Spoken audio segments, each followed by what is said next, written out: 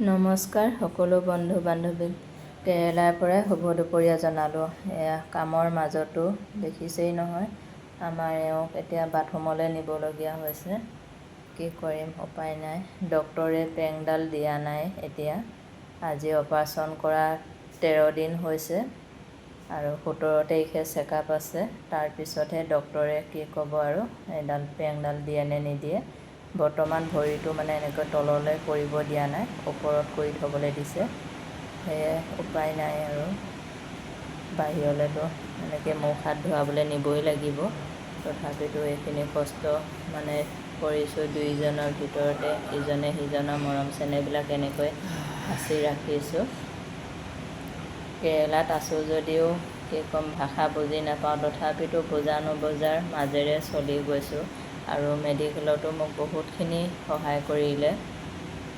মানে আমাৰ অসমত হোৱা হ'লে মোক মেডিকেলত ইমান সহায় নকৰিলেও হয়, কিন্তু ইয়াত বহুত মানে হেল্প কৰিছে মানুহবিলাকে মোক। তথাপিও তাৰ পৰা ভালে কুশলে অপাৰেশ্যনটো কৰি আনি এতিয়া ৰুমত এইখিনি কৰি আছোঁ। আৰু দেখিছে নহয় গাৰু কিমান দিবলগীয়া হৈছে, ভৰিটো মানে ওপৰলৈ কৰি থ'বলগীয়া হৈছে যিহেতু নেকি তেনেকৈ গাৰু দি ভৰিটো ওপৰলৈ কৰিবলগীয়া। ভৰিটো যিমানেই হিলে মানে গজালকেইটাই সিমানেই বিষে ধৰেগৈ ভৰিটো গৈ। কিমান কষ্ট মানে কি ক'ম আৰু উপায় নাই।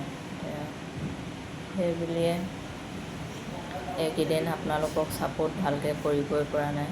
ভিডিঅ' দি আছোঁ যদিও আপোনালোকক মই সময়মতে ছাপোৰ্ট কৰিব পৰা নাই। কাৰণ তেওঁ যিখিনি কৰ্ম কৰি আছিলে এতিয়া সেই কৰ্মভাগ মই কৰিবলগীয়া হৈছে। কোনেও যাতে বেয়া নাপাব। যেতিয়া আকৌ কলিজা আগৰ নিচিনা সুস্থ হ'ব তেতিয়া সকলোকে মই আগৰ নিচিনাকৈ ছাপোৰ্ট কৰি যাম। আপোনালোকে কেতিয়াও আমাক পাহৰি নাযাব। এয়াই জীৱন আৰু কি কৰিম, উপায় নাই।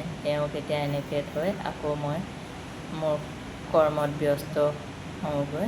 তেতিয়াহ'লে সকলোকে বাই বাই।